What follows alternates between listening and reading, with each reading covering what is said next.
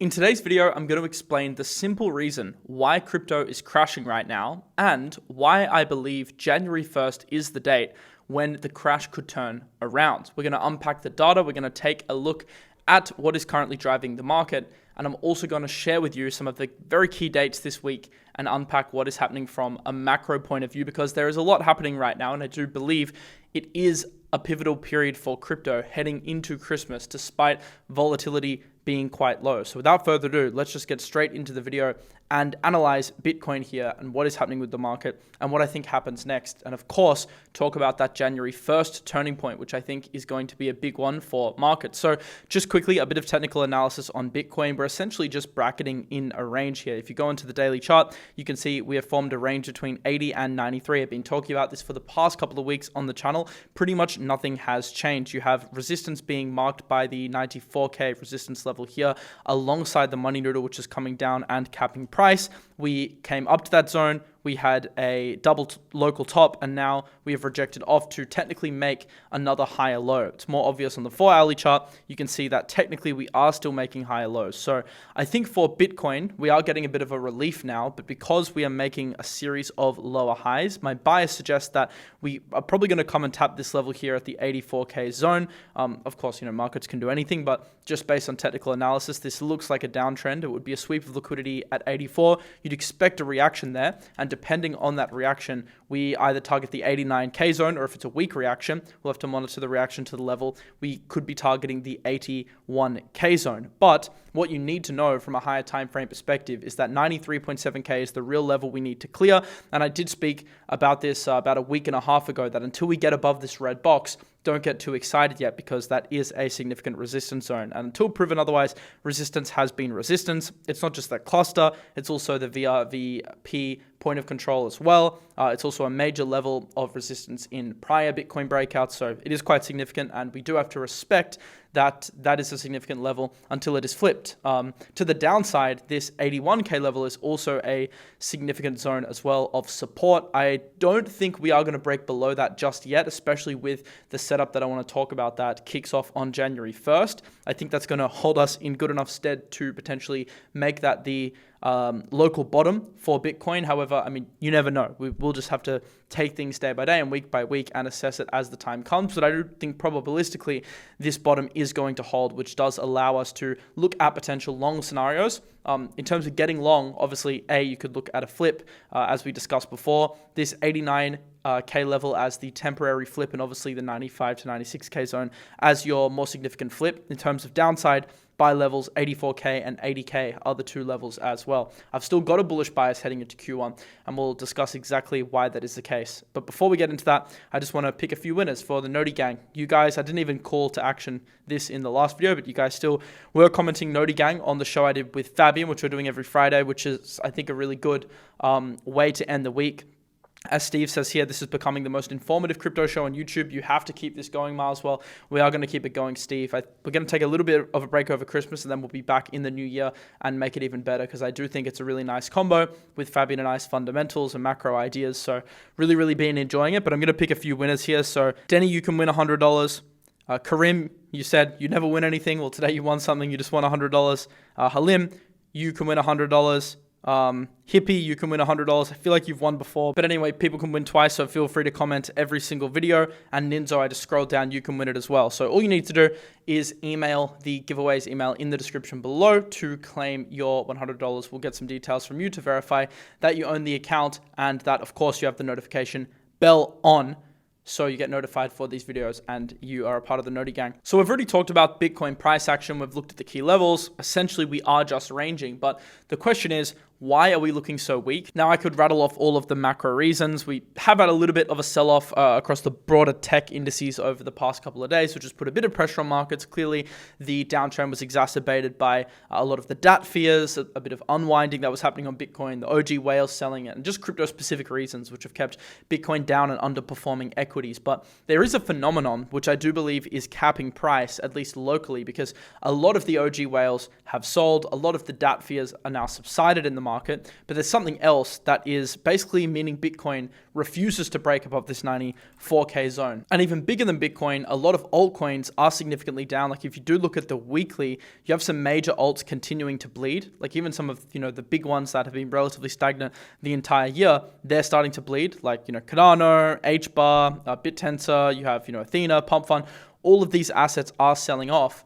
And the question is why? Why are things selling off? Like, shouldn't things have stabilized by now? It seems like the market keeps putting in lower lows. Well, firstly, there's not that much demand for these assets. So when there is sell pressure, there currently isn't a bid that's coming in to rescue these assets.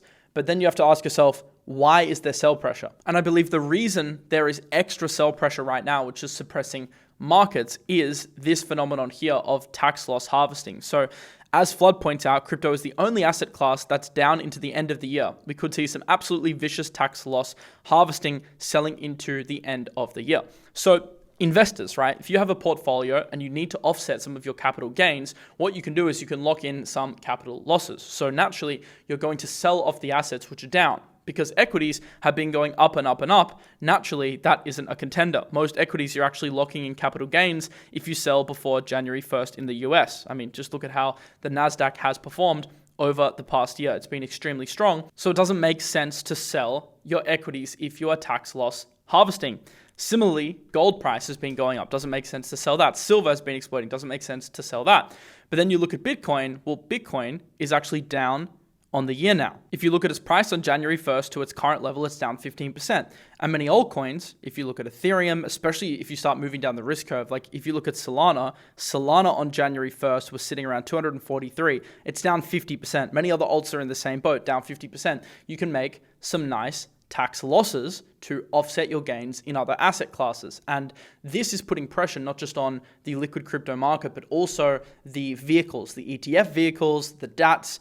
People that are investing in equities want to sell off some of their crypto-related equities, ETFs, DATs, stocks, etc. in order to offset and lock in the tax losses. So this is one of the big things that is affecting us right now. And actually, in prior years, it has also been a thing that has affected us when the market has been down. If you want to look at what happened in 2018 to 2019, you had the December 15 low, and which ended up rebounding 20% off the low the next January. In 2022, you had the obviously 16 to 17K low in November due to FTX, and then you had a 50% rebound to 24K in January. So these were also 2 years where you saw tax loss harvesting in December. Now, obviously, this isn't applicable to a bullish year because then it doesn't make sense. Only in bearish years do you see this phenomenon. But often when there is a bearish year, you end up seeing the rebound happening the next January. Like if you look at 2022, the last bear market, December was down minus 3.6%. In January, price actually rebounded 39.63%. If you want to look at 2019 as well, down 5%. In 2020, it rallied 30%. So obviously, it's not a guarantee that we're going to rally in January,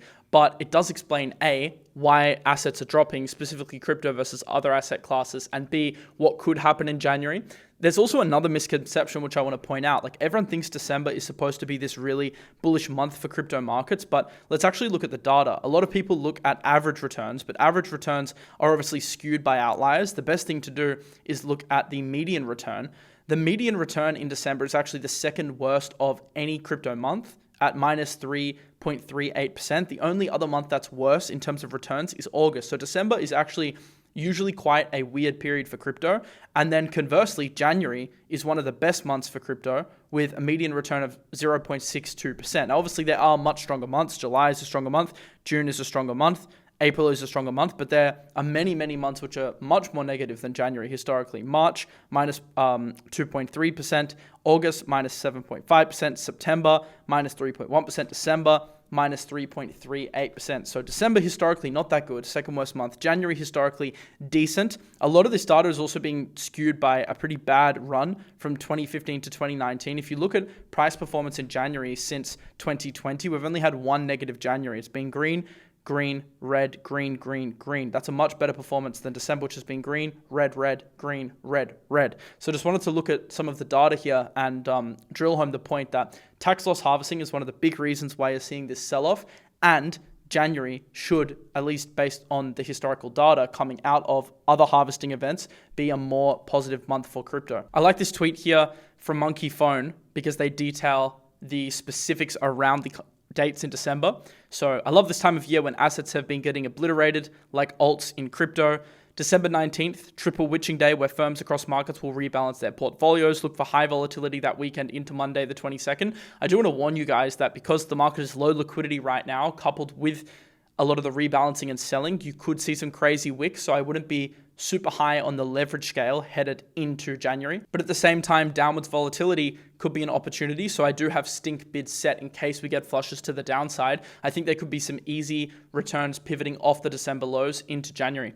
December 15th to December 31st, mutual fund capital gains have their distributions. NAV drops and algos reinvest the capital into shares of companies. December 31st, tax loss harvesting deadline. So that is in 15 days time. Firms will be dumping losing positions to realize the loss to offset capital gains, aka fire sale. This has obviously already started to happen, and you can see this in the crypto charts right now.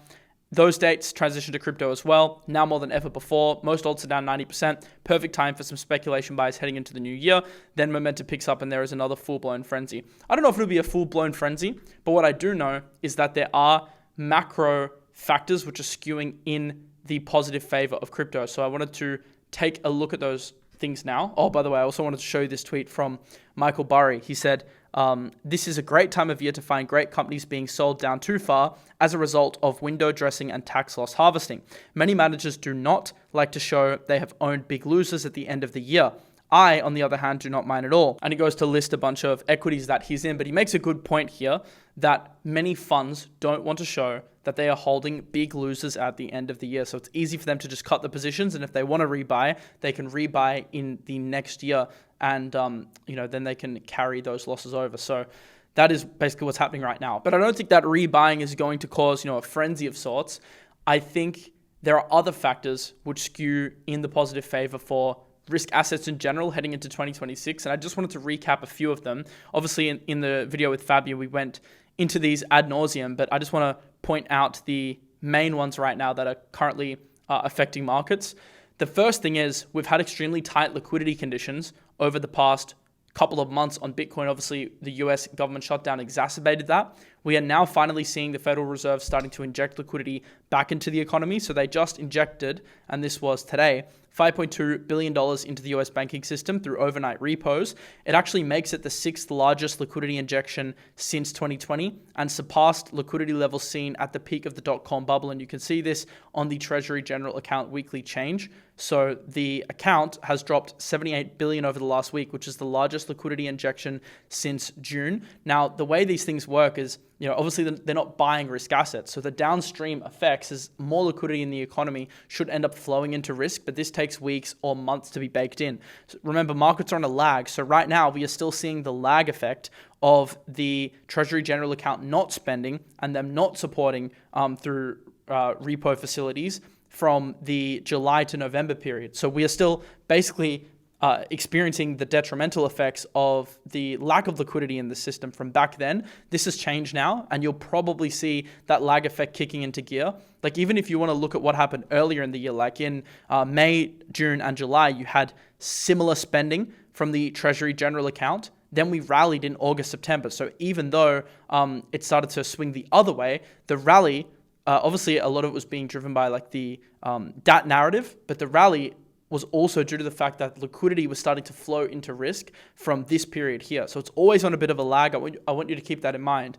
And I don't think we'll start seeing the effects until some point in like late January. So this is very important. The Fed is also set to buy $40 billion worth of treasuries from December 12th to January 14th through its reserve management purchases. Technically, it's not quantitative easing, but it's basically a form of silent QE. Fabian and I discussed it in the Friday show, but they are heavily supporting markets. And on top of that, the central bank will use $14.4 billion of principal payments from its mortgage-backed securities to buy treasury bills over the same period. So we're getting a big wave of liquidity in the market. And it's pretty hard to imagine Bitcoin as an asset won't be responsive to this. So I do hold that bias heading into next year from a fundamental perspective. And you can look at technicals however you want and say how bad it looks. And I agree the charts don't look great, but fundamentally speaking, it's hard to see how Bitcoin, which is historically a liquidity sponge, won't operate strongly in this environment. And clearly, if it does start to perform better, you will see, the sentiment starting to improve across the altcoin market as well as a downstream effect. There are also specific catalysts for Ethereum, which are actually more in ETH's favor than even Bitcoin right now, which could result in ETH outperformance as well. So that would obviously help. The other two things really that are in the market's favor next year is labor data looks really bad. We actually do have another set of data coming today to tell us a little bit more, but based on what you can see, based on the non-farm results, you can see that the labor market is basically coming to a halt, which means that the Fed is going to need to continue to support the economy. One of their main mandates is unemployment, so obviously inflation as well, but they can't have the labor market tanking, especially because there's going to be a new Fed chair as well. Trump does not want to see this, so they're going to need to support markets, support businesses, free up liquidity in the economy for businesses to hire people and keep people employed, and the way to do that is lowering rates. So there's definitely an argument with the weakening labor market that potentially there should be more cuts than what the prediction is next year. This actually tightened up after the last speech, but Fabian and I discussed on the show on Friday that we actually think there's a chance that we see rates at some point next year between 250 and 275 bips. Now, the current suggestion or the current probabilities is that will occur in July 2027. We think that could happen as soon as July 2026. So if that trend moves an entire year earlier, this is pretty much an entire 2 rate cuts ahead of what the market is anticipating. Even if we meet in the middle halfway and say, all right, we get a 1 extra rate cut at 275 to 300, this is something that's currently not being priced into the market because the market is only pricing in the 300 bips rate for pretty much the entirety of the back end of next year. So if that shifts at all, expect that to bode really well for risk assets. So there is a strong setup there. As we discussed on Friday, risk assets are in a bit of a Goldilocks zone. Obviously, Bitcoin has things that are holding it back compared to equities, but I still think this macro setup is extremely strong, and it's hard to be bearish into this setup. And that's ultimately why I do think this dip is an opportunity. This tax loss harvesting period is an opportunity heading into January. Just to wrap up here, I just wanted to highlight some of the key dates this week because it is a big week. So we have the US November non-farm payrolls and retail sales data. This is going to tell us about unemployment, which is going to further dictate potentially the probabilities on the next rate cut. So keep that in mind. Obviously, a weak labor market is what you want if you are a bull because it probably means the Fed needs to keep cutting. They will anyway, but really what we're looking at is, do we get these extra cuts? Does that start to get priced into the market? On Wednesday, this is more of a crypto-specific event. We have the Coinbase product showcase event. We are expecting potentially prediction markets, tokenized stocks. Potentially there's going to be announcements for Coinbase specific tokens. I know Zora's been thrown around a fair bit. Don't know if we're going to hear about the base token, but keep your eye on this. There could be some trading opportunities. Clearly, it's one of the biggest retail ecosystems in crypto.